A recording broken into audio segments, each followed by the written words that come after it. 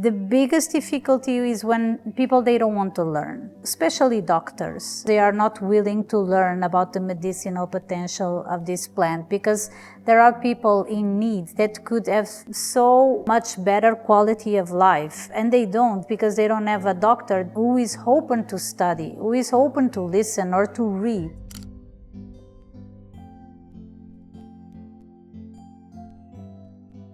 My name is Ramos. I am from Portugal and I am a journalist specialized in cannabis. In the last 8 years, I specialized only in cannabis. I've been a journalist for 25 years. Now I only write and work on the cannabis industry, about cannabis. It just happened in my life, so I wasn't doing journalism anymore at the time, but I had some friends that came to me to ask for help in the communications field, to help them with press releases, and they were building and creating a cannabis non-profit association in Portugal, and they wanted me to help them with the communication part. And I've been like a cannabis user since maybe 16 or 17, not very regular, like sometimes I smoke at parties or with friends, but it's not something that I do every day. But I like cannabis, I like the plant. And back in 2007 or 8, I already had the first approach to cannabis journalism. Working with some friends, we published a free newspaper that was distributed in grow shops in Portugal. And that's when I realized that cannabis had a potential to treat diseases or pathologies or help people with certain health conditions, like cancer. That's when I heard about Rick Simpson, and we wrote about him. We interviewed a few people, and well, that project didn't go forward for so many numbers on my side, because then I started to do other things. To be a journalist was actually a bit by mistake. When I entered university, I started studying English and German. And then I realized all of a sudden, the first year at university, that was not for me. I didn't really want to dig into the German and the linguistic worlds, and I decided to check other options. At least what I really wanted to do was to first escape the English and German course. And then I found journalism and I fell in love with it, and I did the full master's degree in journalism, and that's when journalism got me. But that's how it started. And then I realized that there was a very urgent need for reliable information about cannabis. The information we have is very biased. It's very built on myths, not in facts. And the generalistic press, they are not able to cover the specific subjects of the cannabis industry as a world, as an international level. So that's why Cannabis Reporter was born. The biggest difficulty is when people, they don't want to learn, especially doctors. They are not willing to learn about the medicinal potential of this plant because there are people in need that could have so much better quality of life, and they don't because they don't have a doctor who is open to study, who is open to listen or to read. So I really like to write. So I write a lot, and I know people nowadays, they don't read. They read titles and they consider themselves informed. And this is not very good because information goes a long way. So all the titles you see everywhere, TV, social media, they mean nothing if you don't really verify that information. So I think it's difficult to do, but reliable information is very important and is needed. But people need to be open to get this knowledge. I have interviewed many doctors and scientists and people that they had no clue. Then they had a patient that was taking CBD, a kid with epilepsy. There are so many stories that repeat all over the world. And some doctors, some scientists, some members of the government, so many people that really they change their minds when patients, they show them their truth and their stories. and how much their lives changed. And we are all human. It could be us one day, you know. Unfortunately, governments are not worried with this. They are not doing anything, either for patients and for doctors, because take the example of Portugal. Doctors are not yet having education, proper education on the endocannabinoid system. Kids as well. Kids in school, they study the respiratory system, the nervous system, the circulatory system, and they don't study the endocannabinoid system. Why? Because Portugal invested in the economy of the plant, and they were looking at the money and the possibilities of cultivating a lot of cannabis in Portugal, which we do, and it's very good, but they totally forget about the scientific part. They need to at least keep up. If you improve the economy, improve as well the education and the science, and you keep updated with science.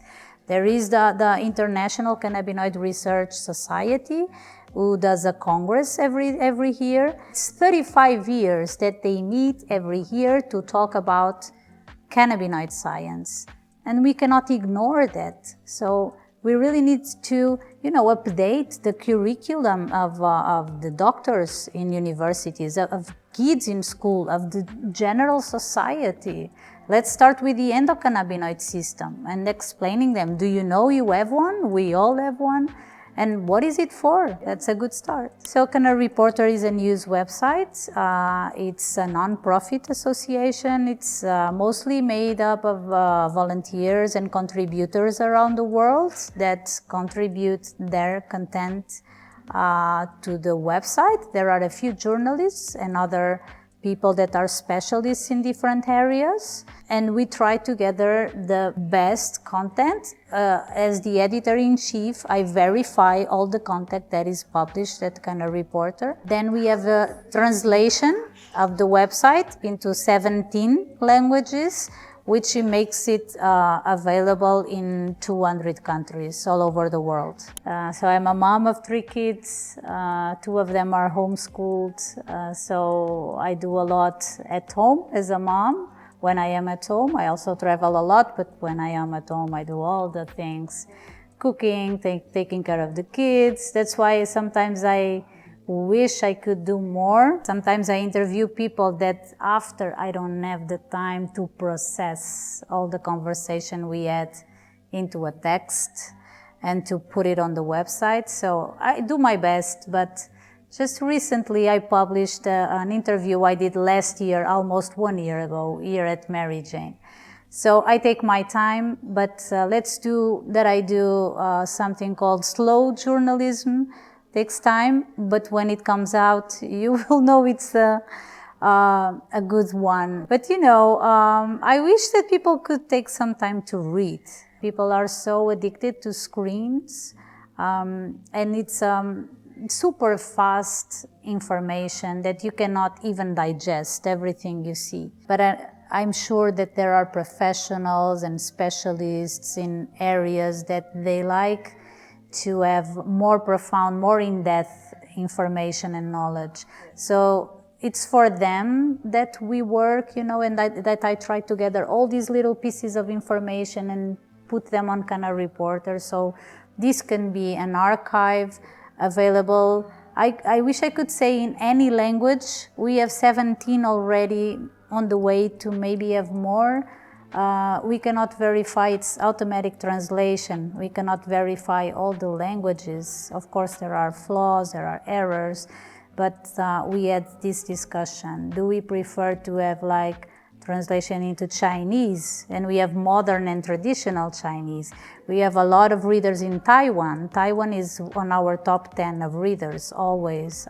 Japan, Singapore. So it's crazy how with just a tool you can get to the other side of the world, and it's very nice to see. So I think languages are important. That the more people get the information, then maybe you will have a person in China that really enjoys to read about hemp or cannabis or hempcrete, I don't know. And then they can get the information on our website. We have a motto. It was funny because we were seeing like on analytics, the Google Analytics, who were the countries accessing Canna Reporter. And at the time I was like seeing 207, and it's like, is it really over 200 countries? Like are there 200 countries in the world? And some countries we didn't even know the names of the countries, you know, so many. But interestingly enough, the last one was the Vatican City.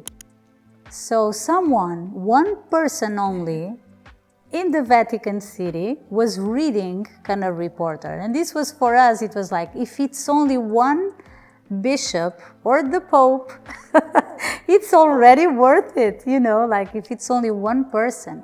In Burkina Faso, in I don't know, Mozambique, New Zealand, it's already worth it that we took some information there. So that's what moves us. I would say that maybe collective consciousness, like that humans get together and get rid of everything they have in their lives, in their professions, the money, the whatever, and they just get together as human beings and try to connect with themselves and with the others, just to work on peace together and to work on building a better planet.